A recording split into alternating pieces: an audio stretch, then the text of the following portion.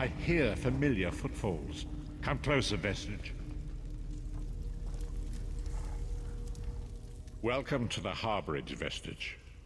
This is as comfortable a home as an old dried-up husk like myself could hope for. Despite my blindness, nay, because of it, my other senses seem to have heightened. This place had the right smell about it. Indeed, but let us not get ahead of ourselves. Without an understanding of where we are bound, every road will get us nowhere. Before we truly understand our destination, we must speak of the past. Of a sort. I invite you to enter my mind and walk with me through visions of the past, that you might understand the events that brought us to this time, this moment. Enter my mind, Vestige, and walk with me through the shadows of past events.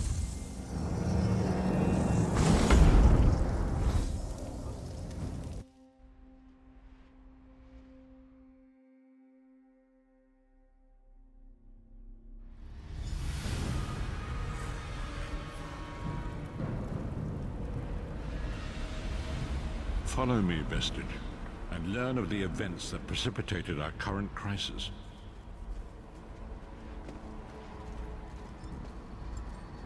My part in the story began when I awoke on the steps of the Abbey of the Moth Priests, with no memory of my prior life.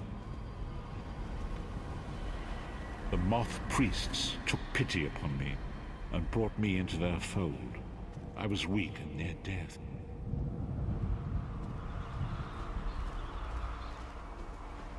It was there I first set eyes upon the Elder Scrolls and devoted my life to their study.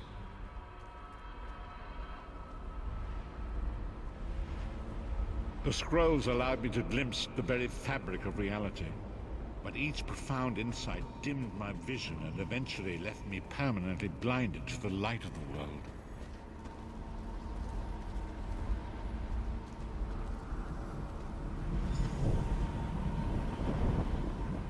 The prophecies of the Elder Scrolls are a fluid, living thing. They are not fixed.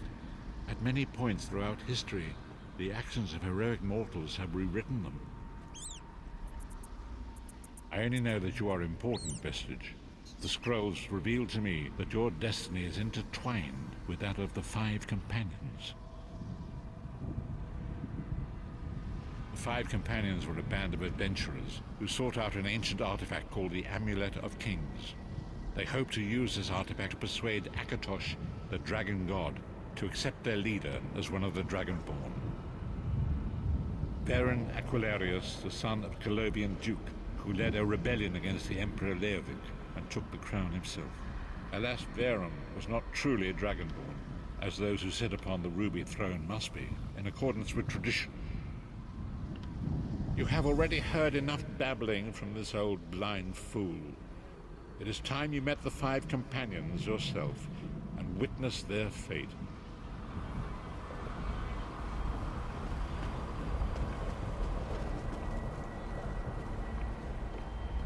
The first companion, Lyris Titanborn, daughter of giants, was the mightiest warrior in the service of the Emperor.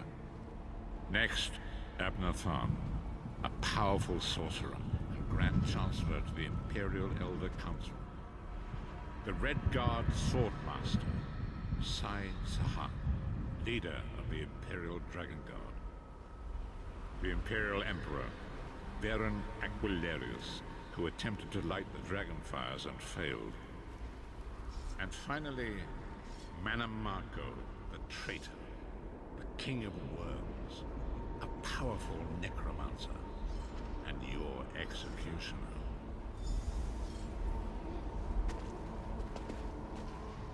These were the Five Companions who set out from the Imperial City on an epic quest to recover the lost Amulet of Kings.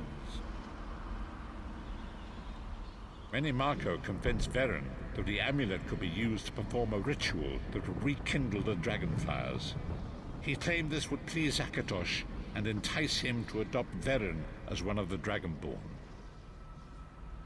By tradition, only the Dragonborn can lay claim to the Ruby Throne and rule as the one true Emperor by divine right. Varen conquered Cyrodiil and took the throne, but unless he became Dragonborn, he feared he'd always be thought of as a pretender. Mannimarco the traitor, the great enemy, the most powerful necromancer this world has ever known. His worm cult infiltrates and corrupts every corner of Tamriel. It was he who convinced Varen to perform the ritual you are about to witness. Disaster, war, and pestilence. A world brought to its knees. Now watch and see how one man's arrogance brought about the greatest threat our world.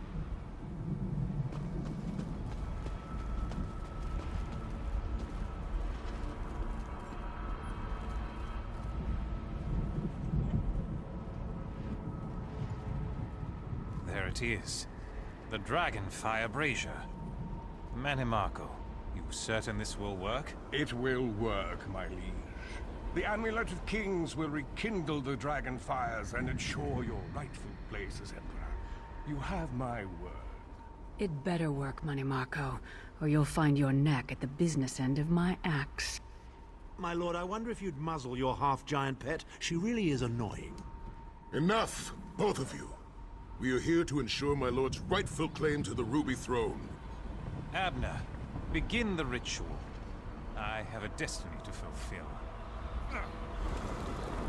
By the lighting of the dragon fires, I claim my rightful lineage.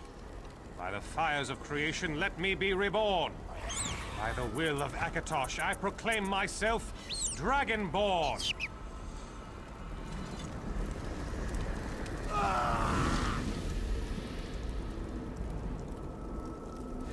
Varen Aquilarius, you are no heir to Alessia. You will pay for your sacrilege. The veil between Tamriel and Oblivion tears and splits asunder. What's happening? The sky's opening up. This is bad. This is very bad. Ah! This isn't supposed to happen. What's the meaning of this? Mannimarco, what have you done? Gullible fools!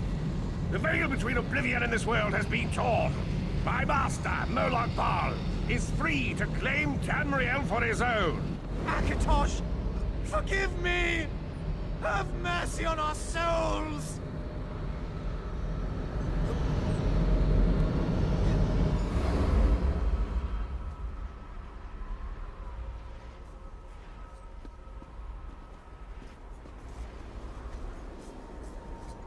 The ritual tore the veil between Nairn and Oblivion, allowing Mannimarco to begin stealing the souls his master needed to power the Dark Anchors and initiate the Plane Melt. Akatosh gave Alessia the Amulet of Kings as a symbol of his covenant with Nairn. So long as the amulet remained in the care of Alessia's heirs and the dragon fires remained lit, Tamriel would be protected from the Daedra. Mannimarco tricked Varen into breaking the covenant, and the veil between Oblivion and Nairn was torn. The Elder Scrolls named this event the Soul Burst. It gave Molag Bal the opportunity to disconnect the souls of Nairn from their hosts. Varen was lost.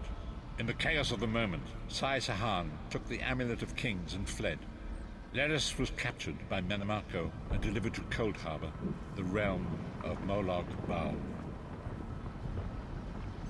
Tharn remains Chancellor of the Elder Council, and his daughter Clivio rules as Empress Regent. But the true power remains in the hands of Mannimarco and his worm cult.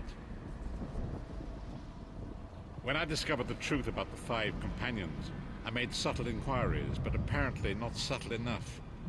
Mannimarco got word of my interests and abducted me. He took me to Cold Harbor, where I remained a prisoner until you freed me. The truth is always a threat to evil men. Mannimarco feared I would reveal his treachery, and if knowledge of Nairn's vulnerability were to become known, it could threaten his master's schemes. Molag Bal does not favor loose ends. Walk with me.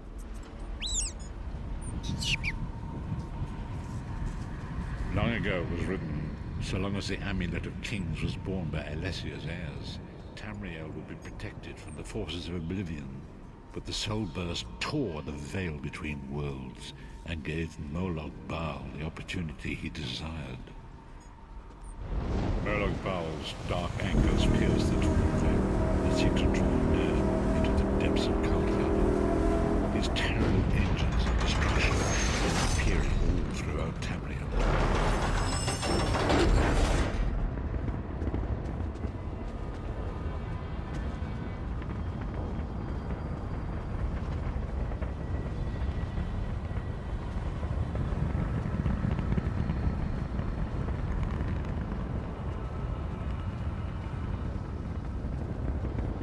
If the Lord of Brutality and Domination is successful, he will merge our world and his own in a terrible plain meld. Few will survive the ordeal, and those that do will be enslaved for all eternity. And so it falls to us, Vestige.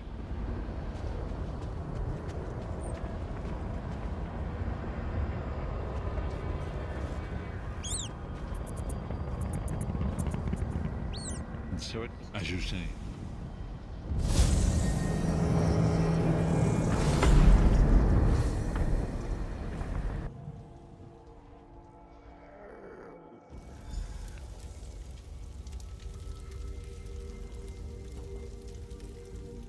And so it begins. The remainder of the story has yet to be written. It is your story now.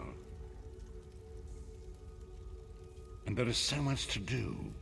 But know this, you will not walk this path alone. We must grow in strength and in numbers. You will need more than the company of an old blind man to alter the course of history. We must assemble our own group of companions. The first you have already met. Lyris sacrificed her own freedom to allow us to escape. She remains a prisoner in Cold Harbor. I must determine her precise location if we are to mount a rescue. That will take time. Minimarco's agents leave a web of lies and deceit. They pit the races of Tamriel against one another and divert their attention from the real threat. Seek out these agents. Forgive me. Bringing you into my mind seems to have taken quite a toll on me. I must rest.